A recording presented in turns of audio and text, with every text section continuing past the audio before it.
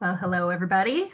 Welcome to the workshop on student organization leadership transitions. We're excited to have you today. I'm Kelly Benkert. I use she, her pronouns. I'm the Director of Leadership Development and Community Engagement, and my fabulous co-host here, Joe Lattal. Thanks for having me, Kelly. My name is Joe, and I'm part of Northwestern Student Orgs and Activities team. And it's a busy year for our area, precisely due to the topic we're about to discuss with our lovely advisors today, which is role transitions in student organizations. I'm going to share my screen here, and we will get ourselves started. Just move to slideshow version. Here we go. All right. Well, and Joe's going to get us started. Thanks, Kelly. So here are 3 ways we're going to be discussing this topic today. The first is the logistics, just some of the nuts and bolts stuff that just has to get done on a checklist, pretty basic. And then Kelly and I will discuss supporting transition for students and student organizations and the advisor's role in that. And then Kelly will also share a bit on student learning and growth. So those of you on the call, I know we know you all pretty well, but just to give you a little refresher again, student organizations and activities and leadership development and community engagement are two departments are within campus life. And we work hand in hand to support advisors and student organizations. So some of the ways that we can support the work that you all are doing as advisors is helping you think through leadership development for your organization's officers, identify opportunities for advisors to have productive relationships, provide perspective, and help brainstorm through difficult things that are happening, help think about evaluation or assessment to support the organizations, and then communicate changes in policies, provide resources, expectations, those kinds of things. So that's just a little bit about how we can support you all. One thing I want to share, I'll have Joe come back and talk about this when he comes back, but I will give you just a little preview of it. There's a really great resource coming up on May 4th from 7 to 8 p.m. It's a resource fair for student organizations. And there will be, think of sort of like a vendor fair for student orgs. So there will be outside campus partners that students can get to know and learn from, and think about how they might want to integrate the work of those vendors with their organizations. But also there will be campus partners too who provide resources for student organizations. And if you or your department want to participate in that resource fair, you can let Joe know as well. If your department likes to connect with student organizations for any reason, or if you all provide resources for them. But I can have Joe give another plug. I assume he'll make his way back in. So Joe, are you there? I'm back. You know, okay, great. I had a bill that I ignored in the mail that was from Zoom, so clearly I didn't pay it, and now I'm paying the price for it. Sorry about that, Kelly. All good. I'm going to go back and you can give a little more info on the org. I don't know if you heard me talking about it. Just a bit, yeah. So please encourage both students who are stepping into new roles, as well as advisors are invited to be a part of this 1-hour event. We're going to have both folks from the preferred vendor community as well as on-campus resource providers. I heard you invite folks who may provide, whether it's grants or leadership development opportunities or other resources to the student org community. Get in touch with me about participating in this event. We've got some great drawing prizes. Unofficially, we're hoping to give away a Nintendo Switch, maybe some Cubs tickets. So please, please, please encourage students to be a part of this event. Very cool. Okay, so a bit about why transitions really matter in these student orgs. We know whether it's an established group that is steeped in traditions and has a full playbook on what a transition is expected to look like for their group, or it's a relatively recently established group that might be having their first true transition of roles. I can't think of a time where I've stepped into a role and really thought, I feel like that person who was in my shoes before really gave me too much information, and I don't know what to do with it now. We've all had a variety of experiences and role transitions where hopefully you are given lots of knowledge and background to assist in your success, but you still want to make the role your own as well. And so I'm not sure when exactly I got the boot from the meeting, but I was hoping to share with folks. We know that there's been an unusual level of activity in the student organization community this year. And so whether you're advising a group that is struggling to identify who to hand this torch off to, because it's been a year of maybe total inactivity, or students who currently occupy some of these roles who are resistant to step down because they might be back next year and feel like, I didn't really get an opportunity to do what we usually do in this group. So these are some of the discussions I know some of the groups I advise are having, and they're consulting constitutions and having meetings on these topics. So feel free to add any thoughts in the chat, and we'll certainly discuss the role of transitions in this current environment. But of course, a typical transition is important because it's an opportunity to directly share knowledge as roles turn over. And we know the dynamics of groups can change greatly depending on who's part of that group year in, year out. And of course, there's a hope that there's progress in the organization, that there's learning from experience, and that as a whole, the organization can advance in the right direction.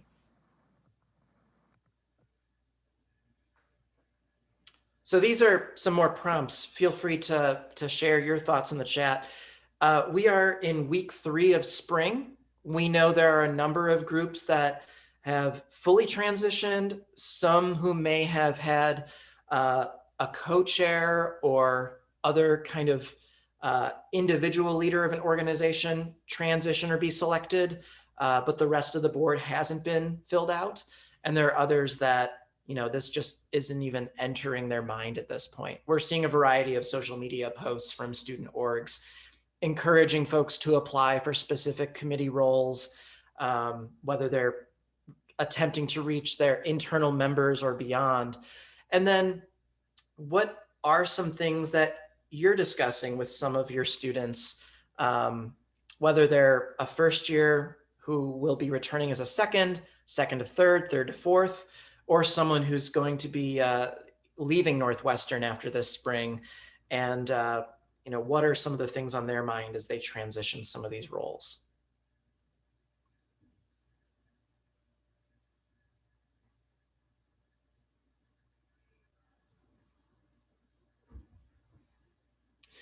So I'm going to cover just the basics as far as SOA is concerned, in terms of what we expect from all of the registered student organizations. We have a 2-part re-registration process. The first is a Wildcat Connection form that gets completed by either an outgoing or incoming officer. And then the second part is some Canvas training on a variety of different topics. We expect the outgoing leaders of the organization to make sure that new contacts are listed as officers on that organization's Wildcat Connection page. And we expect that beyond just our registered student org. So if it's a department-sponsored student-led initiative that has a Wildcat Connection presence, or a fraternity or sorority chapter, talk to me if you need any assistance managing that on Wildcat Connection. Similarly, SOFO has their own sign-in, sign-out procedure. And it is important not only for advisors, if they're going to be transitioning a role in SOFO, but also those student contacts to appropriately get trained and sign in to have access to SOFO. And then, of course, any other sort of shared inboxes, listserv access, keys to campus storage or other student org property, that's all part of the transition too. We used to have an actual document as a reference for folks to kind of use as a checklist. We are converting that into an actual video presentation as part of our Canvas training for new organizations. And we have the Wildcat Connection re-registration form all ready to go, and we're seeing some groups complete that. Our Canvas training will be live by this Friday. So some students who've completed part 1 will get enrolled in that right away. The deadline for Wildcat Connection re-registration isn't until July 1. And then we hope for everyone to complete those Canvas modules by September 1. So plenty of time to get that done, both in spring and then summer for those online trainings as well. So what do we expect then from the incoming leaders of organization? Well, as I mentioned, those modules on Canvas, the Wildcat Connection form, same goes for SOFO. And SOFO, we know it's more than just compliance and restrictions regarding university expenses. I think one of the most valuable logistics transitions that can take place is between treasurers. It is often a really thankless job in a lot of student organizations. It can be seen as kind of tedious and administrative, but there certainly is an art to it in how treasurers manage their time, develop their own internal files for managing a student org budget, planning ahead, organizing ASG and grant applications. We also have a video presentation in this year's Canvas all about that topic too. And we expect all incoming leaders to be connected with you as advisors. And we can share a bit about what some of the things are you might discuss. There's going to be some folks who step into roles that you may ask questions of as an advisor, and they may look at you blankly, like they haven't thought about some of these things yet. And that's perfectly fine. There are other folks who are selected to maybe be fully responsible for an organization and feel like this is the moment they've been waiting for 2.5, 3.5 years at Northwestern, and they've got their binder all set with goals and sub goals beneath them and priorities, and everywhere in between, right? So that first meeting with an advisor should be very welcoming and relaxing. But nonetheless, it ought to set the course for the relationship with your student contact for their term in that role. So some key things to discuss would be discussing the past year, the students' involvement in the organization leading up to now, and then anything they need from you at this time. I know I shared a bit about the re-registration process. Advisors typically get an acknowledgement form that students bring them to sign off on each year. That is going to be part of the Canvas assignments too. So if you're used to seeing that around this time of year, it might not come till a bit later, but any concerns on any of the content of that form when it's released, feel free to get in touch with me on it. But of course, that initial meeting or two with an advisor is an opportunity to really think about what the student hopes to accomplish in their role as part of the organization. And it can be things really specific to that organization's mission, or it can be things more general about just how their exec board runs, or more administrative objectives and goals. So I believe at this point, I'm going to be transitioning over to Kelly to share a little bit more about advisors and the role that they have when it comes to these student role transitions. Wonderful. Thank you, Joe. My computer is freezing a little bit. Oh, geez. Okay. Here we go. All right. Thank you, Joe. That was so helpful. And student organizations and activities has been doing incredible work to redo their videos and get them all posted and really make the process for student org leadership transitions very easy for students. I still think it's helpful for advisors to have a sense of what students need to do, so you can kind of keep an ear out in case you hear that they're having any challenges with it, or if you don't hear anything, that could be a good opportunity to connect with them, since you know they need to do some things.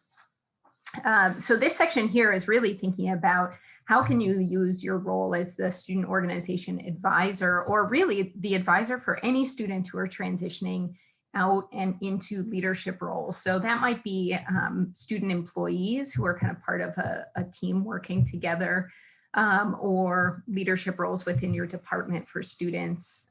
So all of these are kind of principles that can be applied to any sort of transition between students. So the basic process for supporting the transition looks like this. I think of it as meetings, because it really is about connecting with folks and having some conversation with them, building relationships, but also using that as an opportunity to ask some questions and help the students reflect on their experiences and reflect on their goals, in addition to thinking about their organizational goals and what they want to do with their organization. So the basic process is to meet with the outgoing leaders and do a little bit of personal reflection with them, have some conversation about the group and the organization, and then meet with the outgoing leaders and incoming leaders together if you can. Some of that work might just happen without you, the students having transition meetings together about specific organizational planning, history, etc. But if you can be there for part of it, it might be helpful just so you have a sense of what the group's working on this year and what their priorities are. And then meeting with the incoming leaders and helping them do some personal reflection about their goals and what they're looking forward to. So kind of a little transition process there.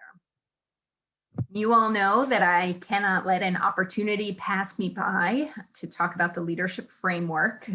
This is a great tool that can be used throughout this process. So the leadership framework is a tool where students can reflect on their experiences and put it into the language of leadership concepts. So you can use the framework as a way to, even as a visual, to help students think about what they've learned and where they have grown through their experience of the past year with the outgoing leaders. And then with the incoming leaders, the same thing, having conversation with them about what they hope to learn and how they hope to grow, the skills they hope to develop throughout their year in the leadership role in their organization. And this can just give some language to it that might be helpful. And I'll point to some specific tools as we go on. So the reflection with the outgoing leaders, first I think about the personal growth and development of these leaders. They have had a whole year of working with their organization in a role that is intended to give them more responsibility and more experience. And sometimes our students, they don't take the time to actually pause and think about their experience and learn from it. So that's a wonderful role that you can play as their advisor, is to take some time with them to intentionally ask them some questions that help them reflect on their experiences. And hopefully your conversation won't be the only time they're doing this, but it might not be a muscle they're used to flexing. And so you can help them with that. So these are just some questions that might be helpful conversation starters. You can absolutely come up with some on your own, I'm sure, that are more specific to the organization. You might have some examples to pull from with the work of the organization over the past year that you could kind of drill down into some greater specifics with the students, but these should get you started. So really thinking about kind of highs and lows of the experiences, mistakes or failures, and then what people are learning from it, what folks are learning about themselves through the role, and what skills they're developing. So here's a link to the leadership framework again, just as an opportunity for that, to make some connections to some of those concepts. So that's a personal growth and development reflection with those leaders. This is a lot on this slide, but this is the organizational growth and development questions for the outgoing leaders. So doing the personal reflection with them and then having some conversation around what happened with the organization in this past year. So again, just question stems to get you started, some examples to think about for conversation, but by all means, please come up with other ones and add, send them to me if you find successful ones, because we can add it to our question bank. But one set of questions that might be worth some exploration is what projects or ideas should be sunset, and then what projects or ideas are in development. Kind of like, in some ways, it prepares the students who are outgoing to know that the incoming students may do things that are different than how they did things. And that's a helpful culture to establish with any organization if it doesn't exist already. Kind of the expectation that next year will likely look different than the year they led. And then you'll see that come up again for the incoming leaders too, kind of that permission to do things differently. Those are some questions there. And then meet together if you can. Bring the outgoing leaders together with the incoming leaders. I have found success in doing this where I schedule like a couple hour time block, and the the outgoing leaders come in and we spend maybe 45 minutes talking to each other on that reflection, looking back. And then the new leaders come in and join us in that meeting, whether that's virtual or in person. And then we just sit and talk about a set of questions together. And then the outgoing leaders leave, and then I sit and meet with the incoming leaders. And so it kind of takes care of the meetings all in one extended meeting. But that's the basic kind of process that I have found to be helpful. And so during that meeting together of these colorful aliens, it's a good opportunity to run through what are some of those SOA requirements that they need to make sure that they're taken care of with the Canvas trainings and the different forms and SOFO. Just checking in on their progress with that, talking about the organizational growth and development questions, just having some conversation about lessons learned, and then giving you all an opportunity to build relationships together. So typically I'll share a little bit about my advising philosophy and what the students can expect from me in terms of my communication, my availability to meet. And then I invite students to share with me what their expectations of me are and what they may need from me. And then I can share with them my expectations of them. And then I usually, while the outgoing leaders are there, I kind of do a check with them of like, hey, outgoing leaders, like, does that sound like how things went? What did you find to be helpful about our work together? All of those kinds of things.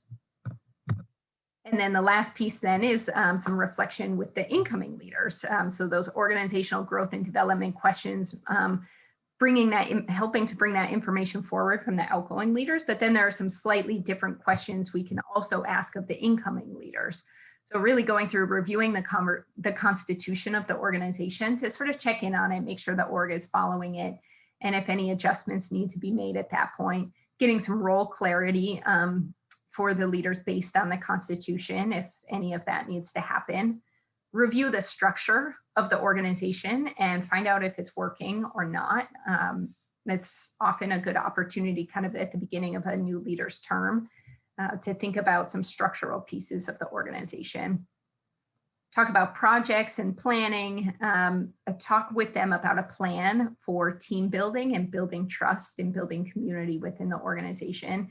That's a good opportunity also to explore questions of inclusion and equity in an organization and really do some thinking together about how that can grow in the organization over the course of this next year.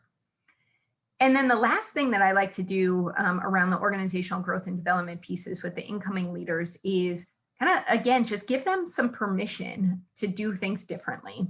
I have found that many students, they feel really tied to what has been done in the past, and they don't necessarily feel like there's a freedom to do things differently. And so I like to, what is my word? Sometimes I think like, what do the students care what I think? But it can be helpful just to hear sometimes from someone that things don't need to be the same. And if you've been advising a group for years, it's also okay to share with them that things have looked different in the past year over year and the organization changes. And that's actually a good and healthy thing. And then the last piece is having some conversation and reflection with the incoming leaders about their personal growth and development and what they hope to gain, how they hope to grow through their experience. You can set some goals depending on, if the students are up for it, set some goals for their development and think about how and when you'll check in on their progress towards those goals. And again, here's the link to the leadership framework, and there's an activity in the resource list. The website needs some cleanup, but the leadership framework reflection activity can be used as a goal setting tool, and it's in that list.